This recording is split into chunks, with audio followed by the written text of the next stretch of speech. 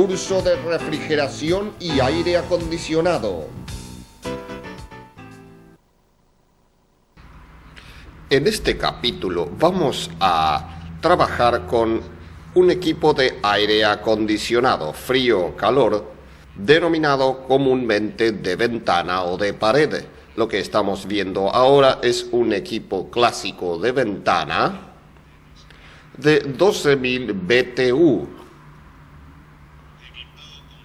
equipado con bomba de calor, es decir, no posee resistencia eléctrica, evitando un alto consumo de energía. Es el equipo más rendidor en el sentido de calefacción, rinde 4 veces más que un calefactor a resistencia eléctrica y eso le da una gran utilidad. Estamos viendo aquí la cubierta o tapa que cubre el equipo. Esto tiene un significado más bien estético, sin embargo, en algunas partes que son útiles, como por ejemplo estos elementos que se mueven de un lado para otro, que son los llamados registros para orientar el aire frío o caliente hacia un lado o hacia el otro, hacia izquierda o hacia derecha, hacia arriba o hacia abajo. En la parte posterior va depositado el filtro que retiene las impurezas del ambiente externo se introduzcan dentro del equipo. Iniciamos ahora la descripción del equipo de aire acondicionado. Aquí vemos el panel de comando, donde están incluidos el termostato frío-calor, o sea, el control de temperatura tanto en ambientes calientes como en ambientes fríos. También a su lado vemos la llave selectora de funciones, donde podemos seleccionar calor, frío, aire solamente o distintas velocidades de ventilación. También se encuentra el panel interior, que actúa como evaporador durante el verano y también invirtiendo el ciclo de la circulación de refrigerante, en invierno pasaría a ser condensador, por lo tanto generaría calor. Tenemos una turbina llamada comúnmente siroco, que es la encargada de aspirar el aire del ambiente y descargarlo a través del panel enfriador. El filtro que vemos aquí va ubicado en la entrada de absorción de aire para evitar que las impurezas pasen a través de él, saliendo por esta parte del equipo limpio y puro el aire, haciendo que el ambiente sea saneado, se cree un área aséptica. Este bulbo sensor pertenece al termostato. Cuando la temperatura desciende en el ambiente, también desciende la temperatura del sensor, deteniendo la marcha, el funcionamiento del equipo. En caso contrario, en invierno, cuando aumenta demasiado la temperatura del sensor, detiene el equipo para que detenga su periodo de calefaccionamiento. Esa es la función del sensor. La turbina que aquí vemos girando, lo hacemos con la mano, está comunicada por medio de un motor eléctrico de doble eje a otra paleta exterior que expulsa el aire a través del condensador o panel exterior. Es decir, que son 2 paletas sobre un solo motor eléctrico.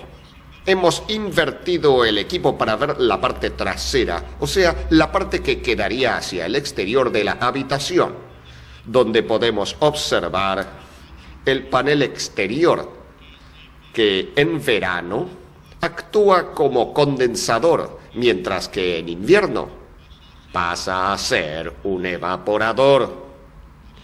A su lado tenemos el motocompresor, que está compuesto además por una válvula inversora que actúa a través de un comando eléctrico compuesto por una llave solenoide y permite la inversión de las cañerías tanto hacia el exterior como al interior, invirtiendo así el pasaje de refrigerante y produciendo la calefacción o la refrigeración.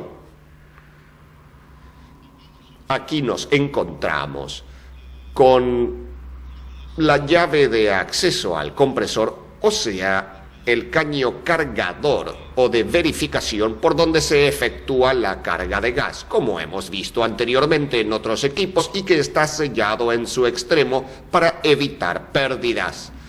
También tenemos el caño capilar, que en este caso actúa como elemento de expansión, siendo de reducido diámetro y también reducida longitud, o sea, pequeño, para que la presión en el interior del evaporador sea lo más alta posible. También sobre la carcasa del compresor encontramos una tapa protectora donde se aloja todos los bornes del mismo y el protector térmico adherido a la carcasa. Aquí vemos nuestro equipo preparado para funcionar en invierno, o sea, en el ciclo de calor. Como podemos observar arriba, dice ciclo calefactor de la bomba de calor. En este caso, al no tener resistencias, va a calentar por la misma compresión y por la condensación de los gases comprimidos. Para ello, se utiliza una válvula solenoide que vemos aquí, y como podemos observar a la derecha, dice solenoide energizado. Eso quiere decir que está conectado a la corriente eléctrica. Al estar conectado, se forma una electroimantación que hace que este metal interior se imane y suba hacia la parte superior, dejando al descubierto esta parte que da lugar a conductos que hacen un pasaje. Para comprenderlo más fácilmente, iniciaremos el recorrido por el compresor. Del mismo sale gas, vapor sobrecalentado a alta presión, que, siguiendo por una tubería de alta, penetra a el interior de una válvula que se llama válvula inversora, la cual habíamos nombrado. Esa presión del gas comprimido pasa a través de una válvula que está en sus extremos hacia pequeños capilares, tanto hacia la derecha como hacia la izquierda. Pero veamos qué sucede al estar la válvula con energía. Observen ustedes, ha dejado libre y descubierto el conducto hacia el interior o hacia el medio de la válvula. Y el gas comprimido sigue su camino hasta descargarse en el caño de aspiración o succión del compresor en su retorno desde el evaporador. En el extremo contrario, al quedar cerrado el pasaje del lado izquierdo de la válvula inversora, se ha acumulado presión y ha hecho una fuerza de empuje sobre el pistón exterior, sobre el pistón izquierdo, y ha corrido totalmente. Ha llegado hacia el otro extremo el juego de pistones y con él un codo metálico que une el caño de la derecha con el caño intermedio, haciendo que la circulación de refrigerante vaya al compresor. Es decir, que en este caso, siguiendo la dirección del refrigerante, podríamos decir que sale del compresor.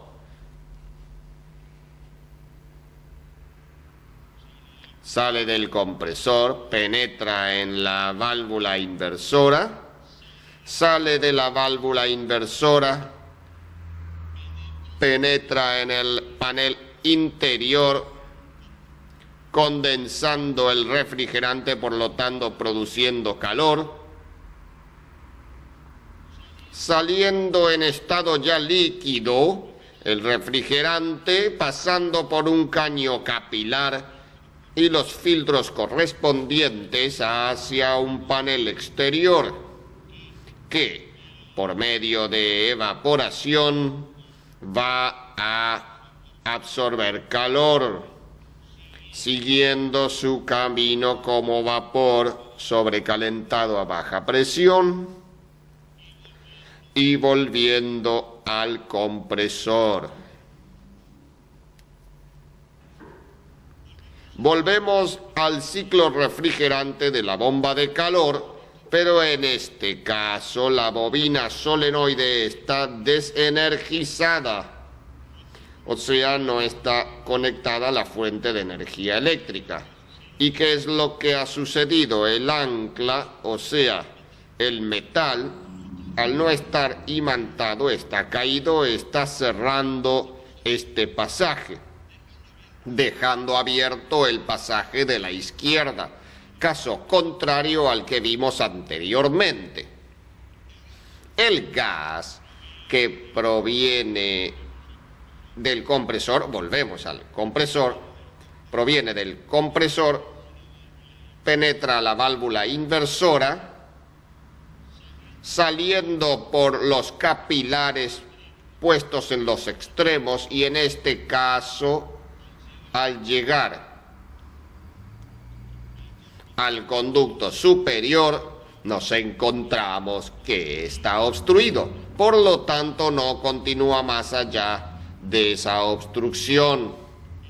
En el lado contrario, sin embargo, vemos que hay una comunicación entre los capilares y también, siguiendo la presión del gas, vemos que descarga en el caño de aspiración del compresor. O sea que en este caso podemos seguir la presión del gas. Vapor sobrecalentado a alta presión que penetra a la válvula inversora, sigue su camino y va al panel exterior, que en este caso está haciendo de condensador o actuando como un condensador, donde el gas altamente comprimido se licúa y pasa a través de los filtros correspondientes y el capilar hacia el panel interior o radiador interior. donde por medio de la evaporación hace la caída de presión y absorción de calor como para bajar la temperatura, continuando su camino en forma de vapor sobrecalentado a baja presión a través de la válvula de inversión o válvula inversora y este codo, que en este caso se ha corrido hacia la izquierda, siguiendo su camino hacia el compresor. La diferencia con el caso anterior que vimos es simplemente la inversión. Evaporador, condensador. En el caso anterior era evaporador, condensador. Vamos a proceder ahora al desarme de los componentes eléctricos de este equipo de aire acondicionado, quitándole esta perilla, la otra también, la placa indicadora, y también quitando los frentes. Vamos a desarmar todo esto para determinar el conexionado eléctrico y sus correspondientes funciones, como ser frío, calor, frío máximo, frío mínimo, aire y todo lo relacionado a el funcionamiento de un aire acondicionado con bomba de calor. Hemos desconectado del panel delantero donde están los componentes de comando y podemos ver ya en su interior la llave selectora que habíamos visto para seleccionar funciones, y ahora vemos un capacitor permanente y a su lado vemos un termostato frío-calor. Estos elementos los veremos individualmente y estudiaremos sus funciones de acuerdo al conexionado eléctrico que haremos posteriormente. Vemos aquí la llave selectora de funciones. Como podemos apreciar, tiene una entrada de corriente y distintas salidas. Se maneja esto con un solo polo, ya que el otro polo va directamente a las funciones de los componentes que tendrán que ponerse en marcha, como ser ventilador, solenoide, motocompresor, y cerraremos el circuito a través de esta llave selectora. Vemos que tiene 4 salidas para 4 conexiones diferentes y una entrada. En este momento no tenemos salida de corriente en ninguno de los bornes.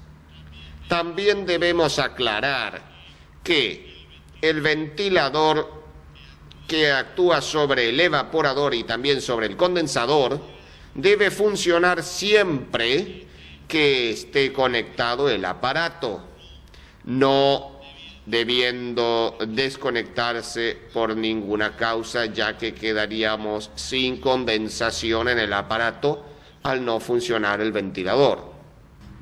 Hacemos un giro en sentido de las agujas del reloj y vemos que conexión se ha formado en serie a través de este elemento.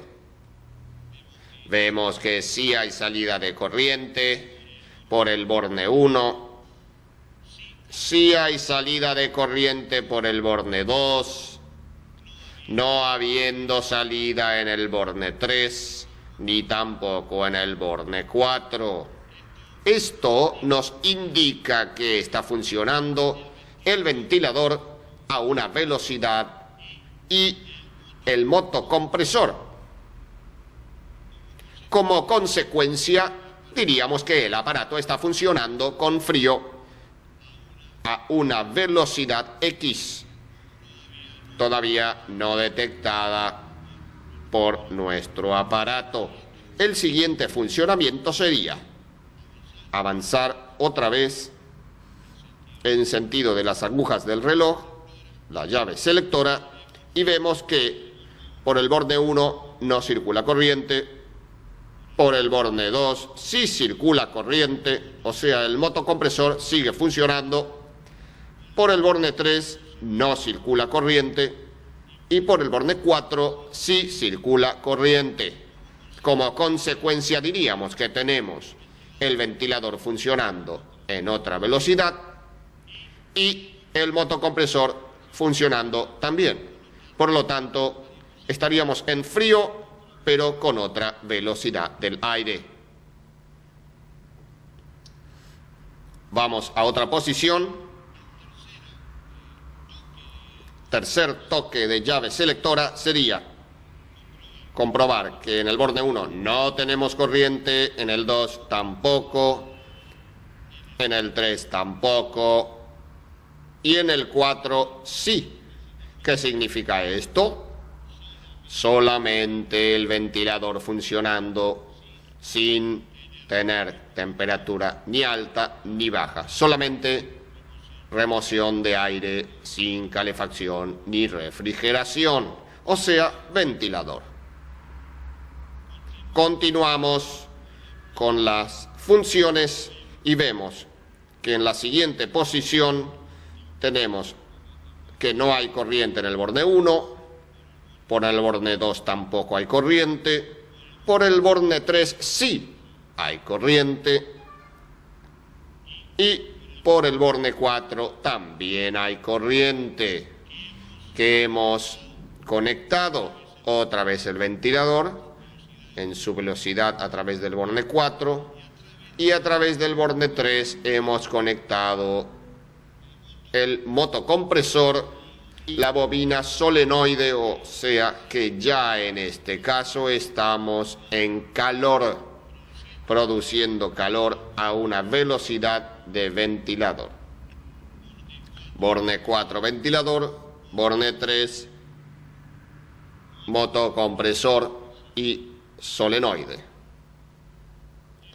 Y lógicamente que al conectar el próximo paso volveríamos a encontrar el motocompresor y solenoide, que sería el borde 3, pero con la otra velocidad del ventilador, que sería el borde 1. O sea que tenemos calor con una velocidad de aire, que sería este ventilador, y el calor generado por la conexión motocompresor y solenoide.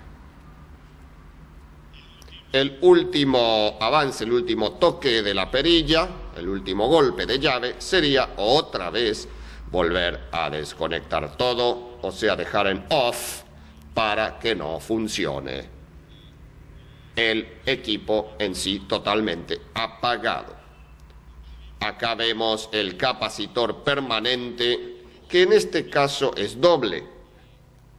Tenemos un borde central común y salidas hacia la izquierda, hacia la derecha para el ventilador, o sea, fan, ventilador, y motocompresor, o sea, para la bocha, para el motor, de una cantidad de microfaradios bastante alta, que puede ser 15-20 microfaradios para la bocha, para el motocompresor, entre este y este borde, y entre este y este borde una capacidad de 2 a 4 microfaradios para el ventilador.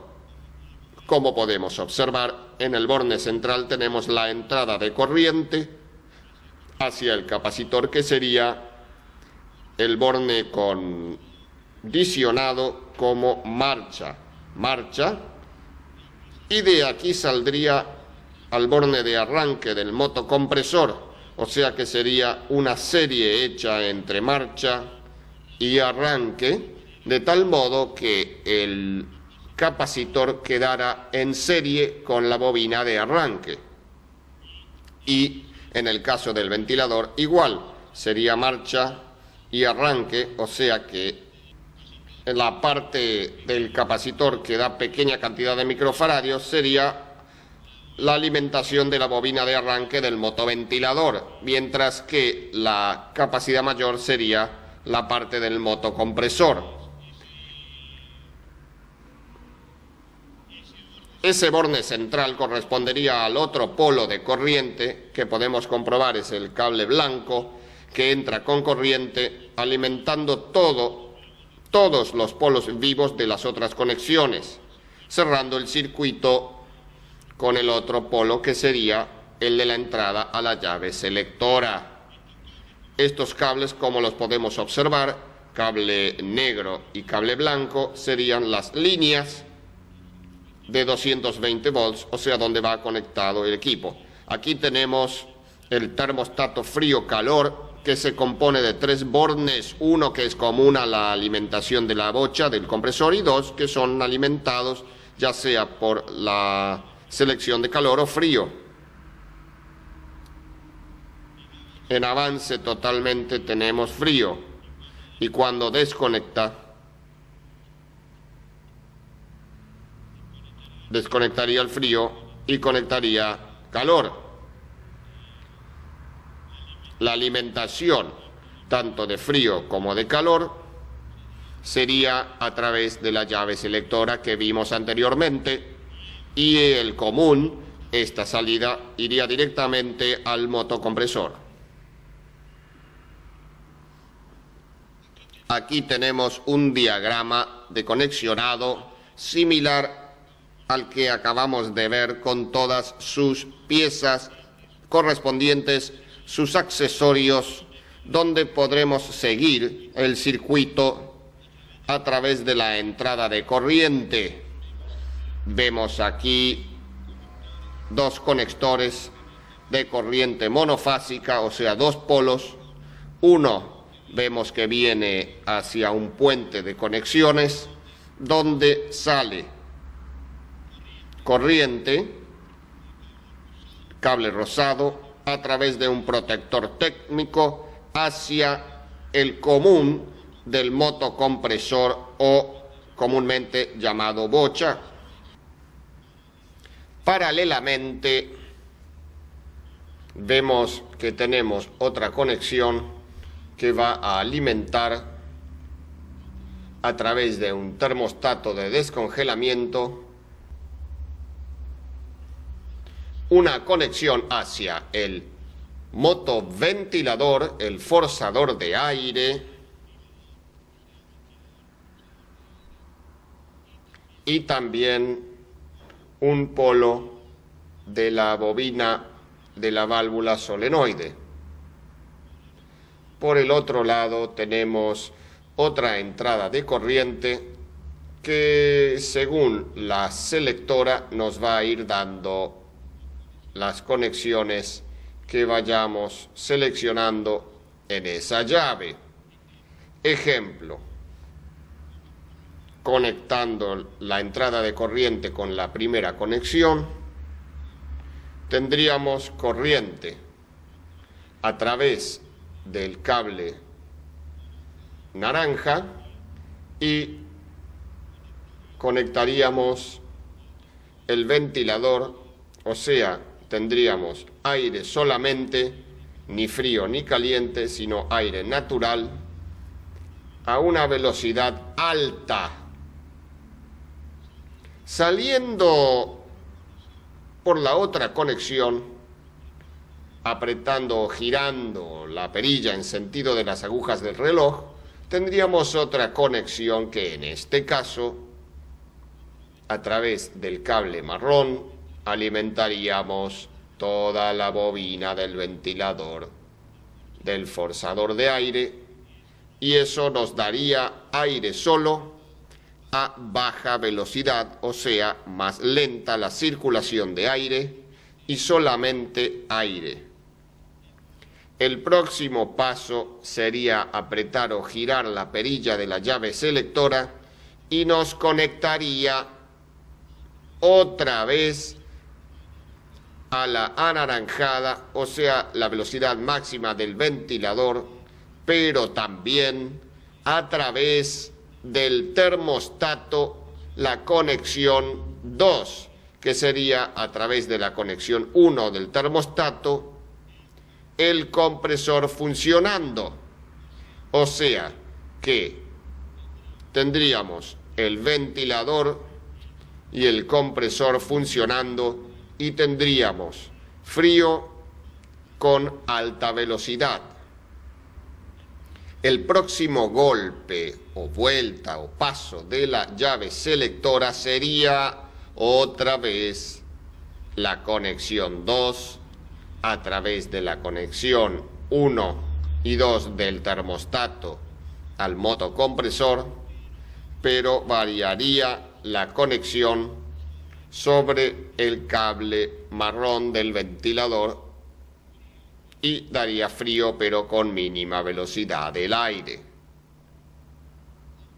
Al próximo paso o toque, vuelta de la llave, volveríamos a la misma conexión del ventilador, o sea, máxima velocidad de aire, pero la conexión ya no saldría por el conector 2, sino que por el R, que alimentaría a través del termostato el motocompresor y a su vez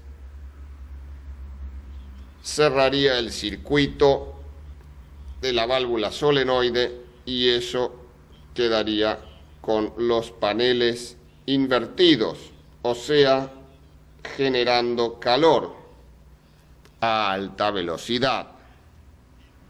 El próximo paso sería otra vez la conexión R hacia el 3, el motocompresor funcionando, la válvula solenoide también conectada, pero el ventilador en su mínima velocidad a través del cable marrón, lo cual nos indica que siempre el ventilador está funcionando, ya sea en frío, en calor o en aire natural, siempre está funcionando ese ventilador.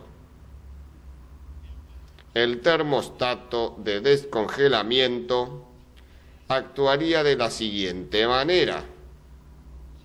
Llegada a cierta temperatura en el radiador exterior, donde pudiera hacer escarcha por las bajas temperaturas, apagaría, desconectaría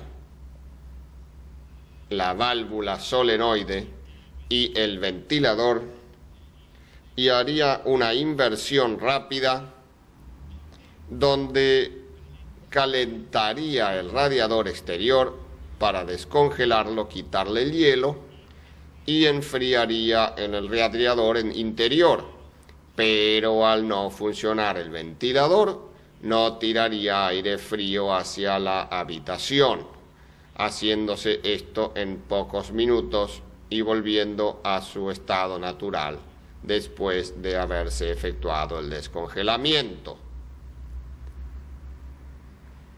Observaremos ahora los bornes y el protector térmico para observar cómo se disponen y cómo se encuentran, si las bobinas correspondientes se encuentran en buen estado también.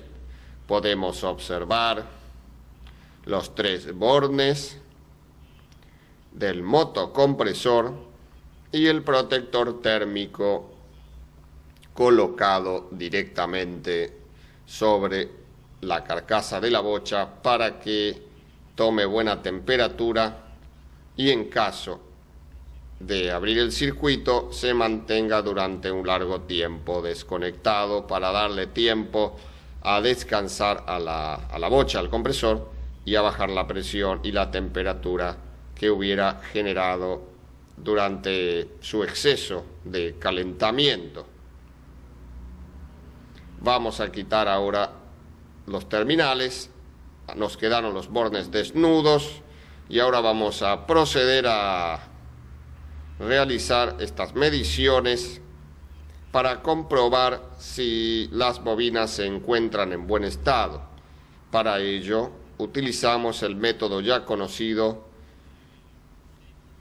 de la medición de las resistencias que habíamos hecho anteriormente. Buscamos la resistencia, que en este caso serían 4 ohms, otra resistencia en este caso serían unos 7 ohms, y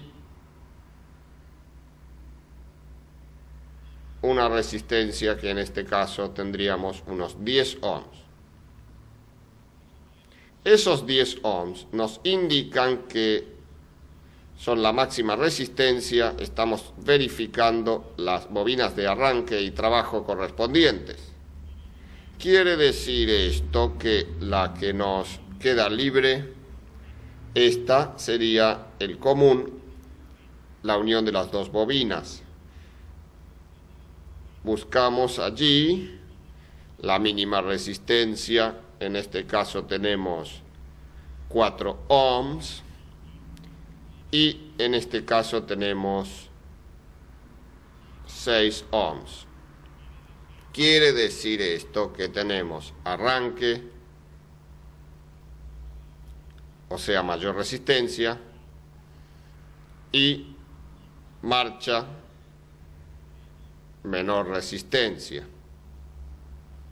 Hemos comprobado que las bobinas se encuentran en buen estado. El protector térmico va en serie con el común para que cuando corta o desconecta por algún problema causado por asuntos eléctricos o mecánicos, desconecte las dos bobinas a la vez de arranque y trabajo y deje detenido el motocompresor. Aquí tenemos la bobina solenoide que actúa sobre la válvula inversora, y también podemos comprobar si esa bobina se encuentra en buen estado. Generalmente son bobinas con mucha cantidad de vueltas, bobinas pequeñas con mucha cantidad de espiras de alambre muy fino, lo cual nos da una alta resistencia, como en este caso que tenemos una resistencia de casi 1000 ohms, o sea, una resistencia muy alta. Ahí nos indica 100 ohms, pero sabemos que estamos en la escala por 10, o sea que serían 1000 ohms de resistencia, lo cual nos demuestra que está funcionando bien. Recordemos que esto es un electroimán que al circular corriente por esta bobina hace que eleve un ancla imantada y haga un cambio en el direccionamiento de los gases, modificando los conductos internos. Eso es lo que nos hace invertir la función de la válvula. Ahora buscaremos las conexiones del motoventilador, forzador de aire, por medio de las resistencias óhmicas, recordando que lleva conectado en serie con el arranque un capacitor permanente. ¿Qué significa esto? Que las bobinas de trabajo y de arranque funcionarán paralelas entre sí, pero desfasadas por medio de un pequeño capacitor que puede ser de 3 o 4 microfaradios. Ahora, buscando entre los distintos cables, trataremos de encontrar las conexiones a donde deben ir conectadas cada una de ellas. Buscamos la resistencia mayor.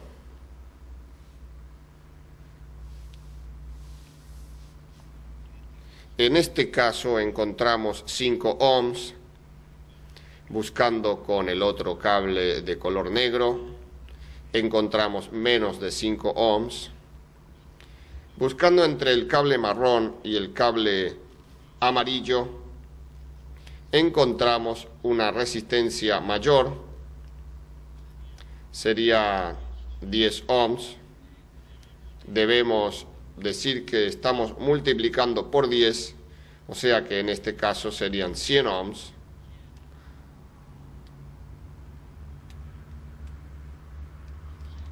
60 ohms, 40 ohms, de lo cual deducimos que la mayor resistencia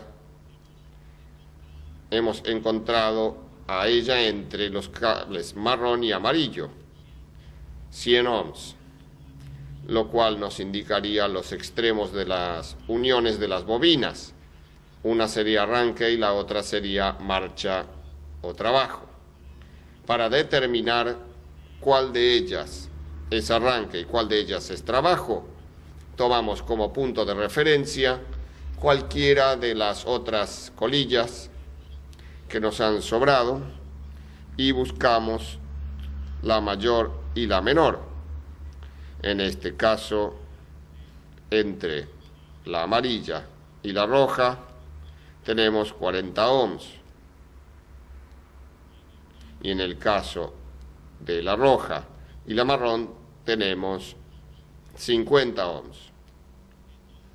Esto quiere decir que marrón pertenece a arranque, amarillo pertenece a marcha y las dos sobrantes, rojo y negro, serían las velocidades o cambios de velocidad para distintas funciones del ventilador. Para comprender más fácilmente estas conexiones, veremos o simularemos la conexión del ventilador con su correspondiente capacitor. Hemos visto que el cable marrón correspondía a arranque, el cable amarillo a marcha y que las demás conexiones eran velocidades, o una u otra conectada daría distintas velocidades.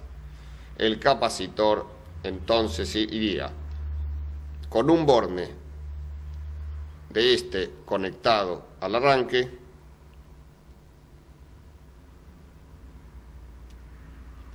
otro borne de este capacitor a marcha. Nos estarían sobrando las dos velocidades y faltaría una conexión que sería marcha, o sea, marcha continuando hasta el ventilador con marcha por el cable amarillo y a través de la conexión del capacitor, del puente hecho por el capacitor, alimentando la bobina de arranque. E independientemente o conectado el cable rojo o conectado el cable negro, nos daría una velocidad mayor o menor. Sería la conexión de marcha y uno u otro de los cables que nos darían distintas velocidades. Esta sería la conexión adecuada. Concluida nuestra inspección acerca de los componentes eléctricos y sus conexiones, pasaremos ahora a detallar algunos de los componentes mecánicos y funcionamiento en sí del aparato de aire acondicionado, que no difiere en mucho de un refrigerador común, puesto que tiene también un condensador, un evaporador, un motocompresor, un elemento de expansión, lo cual nos dice que el funcionamiento es similar, variando solamente algún tipo de presión o temperatura que por supuesto no será la misma que la de un refrigerador. Tenemos, como en todos los motocompresores, un acceso a la parte de baja o caño de carga para efectuar la carga de refrigerante, el vacío, exactamente igual a lo que hemos visto anteriormente, cuando hicimos, por ejemplo, carga de gas de un refrigerador familiar. Aquí es similar por este caño de acceso. Por aquí pondríamos un robinete o una llave de paso, comprobaríamos presiones, cargaríamos gas, efectuaríamos vacío hasta terminar sellando tal cual está hecho en este momento y concluyendo con el trabajo. Tendremos algunas diferencias, como ser la presión de baja deberá ser alta, como para que la temperatura que se genera en el evaporador que veremos próximamente no logre congelar ni formar escarcha, sino condensar vapor de agua y eliminarlo para deshidratar el ambiente y mantener una humedad relativa bastante baja, con un buen porcentaje. Aquí tenemos nuestro evaporador, del cual hablábamos, que deberá condensar agua.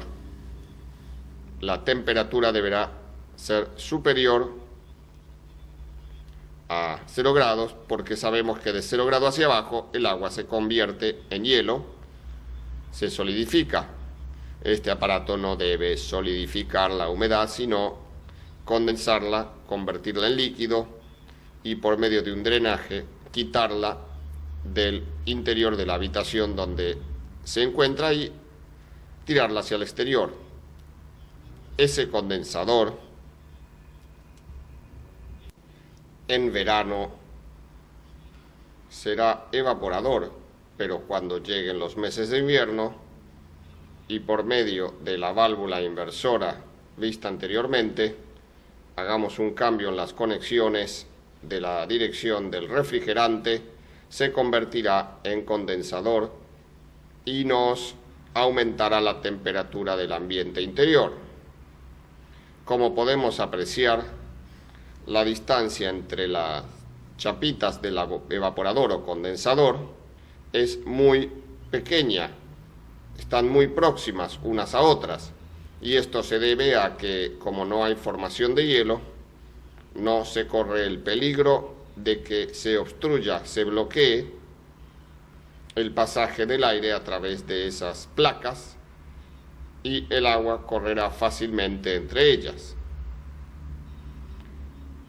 El aire, al tomar buen contacto con esas chapas, tomará casi el 90% de la temperatura de ese mismo material y por lo tanto saldrá con buena temperatura, o sea, en calefacción como en refrigeración. El refrigerante con el cual cargaremos nuestro equipo, en este caso será Freon 22 y no Freon 12 como hemos visto en los refrigeradores familiares y comerciales. Este refrigerante tiene mejores cualidades para el aire acondicionado, ya que tiene un punto de saturación mucho más alto, o sea que tendrá que absorber mucho más cantidad de calor para saturarse, para sobrecalentar. Es un refrigerante que tiene también un punto de ebullición muy bajo, alrededor de los 41 o 42 grados bajo cero, el punto de ebullición, y tendremos, por lo tanto, que darle una presión de baja suficientemente alta para que no llegue en ningún momento a congelar nuestro evaporador. Hemos conectado nuestro cargador, la conexión flexible de baja presión, al caño de acceso de descarga, como hemos visto en clases anteriores, que nos comunica directamente con la carcasa del compresor perteneciente a baja presión. Ya tenemos la conexión hecha a través del manómetro de baja que vemos aquí.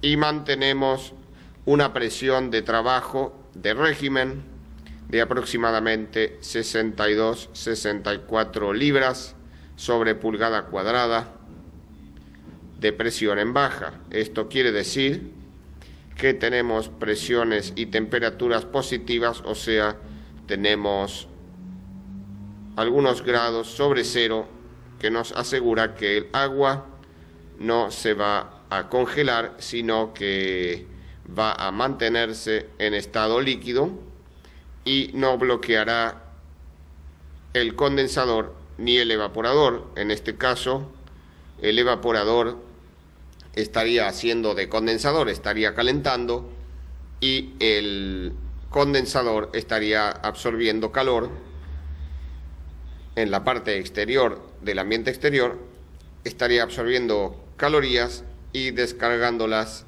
dentro de la habitación acondicionada. Esta presión es relativa al Freon 22.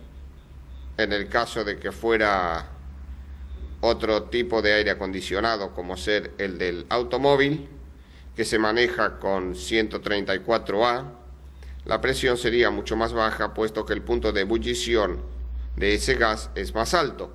O sea que a los 30 y tantas libras ya estaría en temperaturas sobre cero.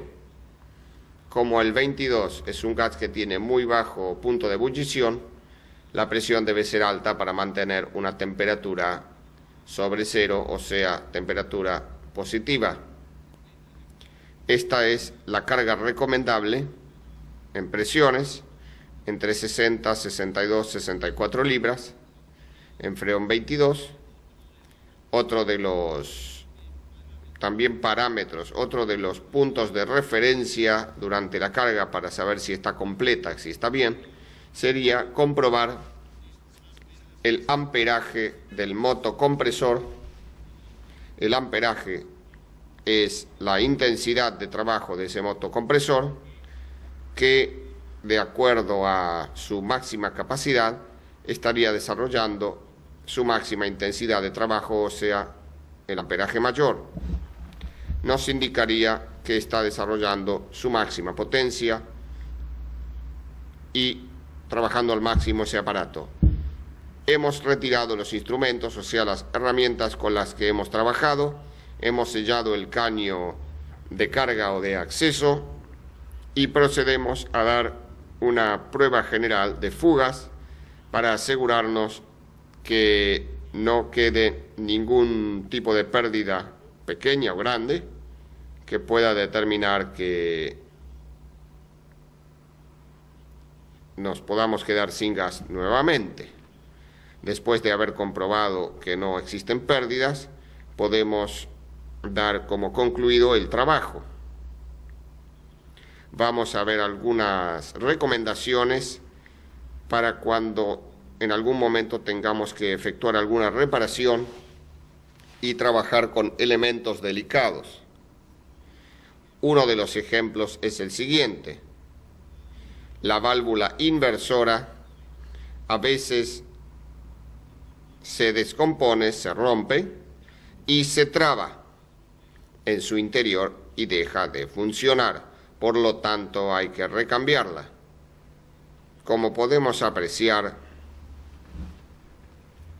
son muy cortos los caños que salen donde va unida a la tubería el resto del sistema, y por lo tanto queda muy próximo a el cuerpo de la válvula inversora, y al calentar para soldar, recordemos que el cobre es muy buen conductor y por lo tanto corre fácilmente el calor a través de él, pudiendo llegar a deformar alguno de los aparatos que hacen el cambio de cañerías en el interior de la válvula inversora, que como podemos observar en la figura siguiente que estamos viendo ahora, algunos de los elementos son materiales sintéticos, plásticos de teflón, que al calentar a ese material podemos causar calentamiento y deformación de estos, arruinándolos. Esta válvula inversora es para mostrarla, hemos abierto para mostrar su interior, lo que nos indica claramente que tiene algunos elementos sintéticos de materiales que se descomponen fácilmente cuando están expuestos a las altas temperaturas. Es conveniente también, en caso de que la bobina de la válvula solenoide se queme, procurar conseguir solamente la bobina y no recambiar todo el sistema, incluyendo la válvula inversora, sino simplemente quitar una tuerca, retirar la bobina, se repone por otra bobina de similares características que se puede conseguir en las casas del ramo, correspondiente a venta de repuestos de refrigeración, y vienen herméticamente aisladas y también impermeabilizadas para que la humedad no afecte la parte de la bobina, la parte interna. En muchos casos nos va a suceder que deberemos soldar en partes donde hay proximidad con los cables conductores de corriente, por lo cual deberemos tener mucho cuidado, puesto que la punta de la llama, o sea, el extremo de la llama, podría deteriorarlos, hacer que se quemara la cubierta aislante de ellos, pudiendo llegar a lograr una rotura, un cortocircuito, en caso que se toquen entre sí los conductores. Por lo tanto, deberemos aislarlos, colocarles una cubierta o algo y soldar con la llama hacia otro lado, donde no exista ningún componente que pueda dañarse con el fuego. En cuanto al ventilador, al forzador de aire, como podemos apreciar, en la parte superior tiene dos pequeñas tapas plásticas donde por medio de un conducto, retirando esas tapas, podemos lubricar los casquillos, los cojinetes,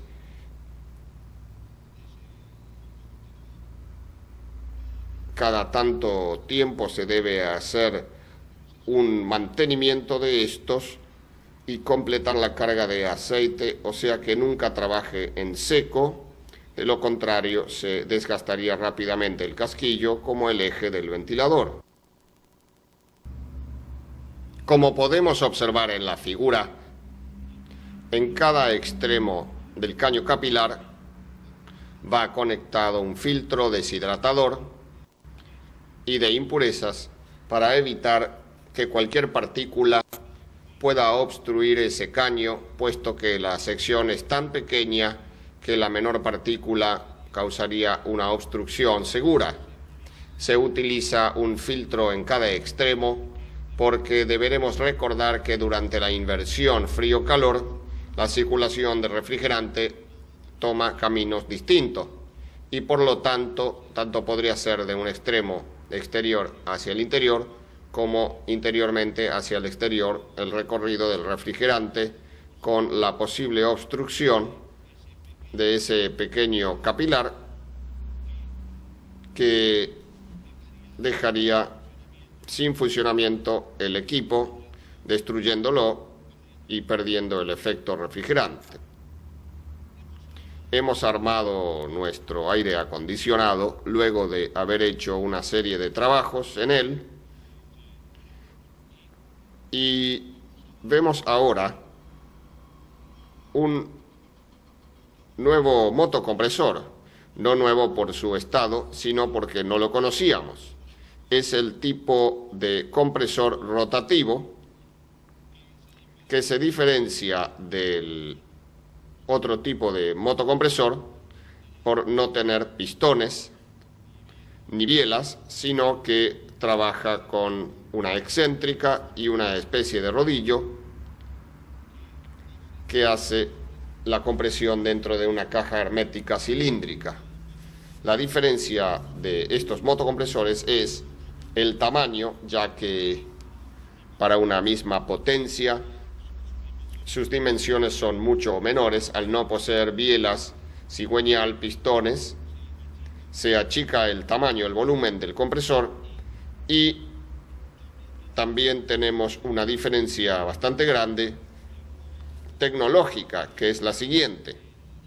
En los motocompresores a pistón, el cárter o carcasa corresponde a baja presión. Llegan los gases aspirados del evaporador hacia la carcasa en forma de baja presión y luego los toma el compresor de ahí adentro a los gases para comprimirlos y descargarlos sobre el condensador. En el caso de los motocompresores rotativos, la función se realiza exactamente en sentido contrario, o sea que absorbe los gases provenientes del evaporador directamente al compresor y descarga esos gases comprimidos sobre la carcasa. En este caso, el cárter o carcasa es alta presión y la aspiración se hace directamente desde el evaporador hacia el compresor, sin intermediarios, espacios intermediarios como ser cárter, aceite. Simplemente viene directamente el gas por una tubería hacia la aspiración directa del compresor. Para evitar posibles cortes de líquidos y posibles roturas de válvulas, se utiliza este cilindro que se ve aquí, que es en realidad un separador de líquido, donde el caño que se ve introduciéndose de abajo hacia arriba llega casi hasta por aquí a una altura límite superior, y el caño que viene de arriba hacia abajo se cruza llegando hasta casi el fondo. Eso evita que el compresor aspire en algún momento refrigerante en estado líquido, con la consiguiente peligrosidad de rotura posible, o segura en realidad, y obviamente obstrucción, rompimiento de válvulas. Es importantísimo tener el separador de líquido en todos los equipos considerados rotativos.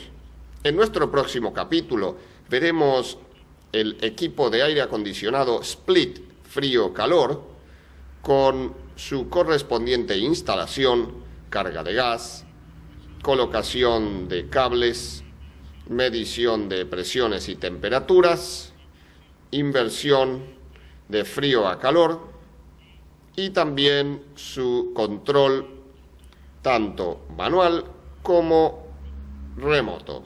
No se lo pierda.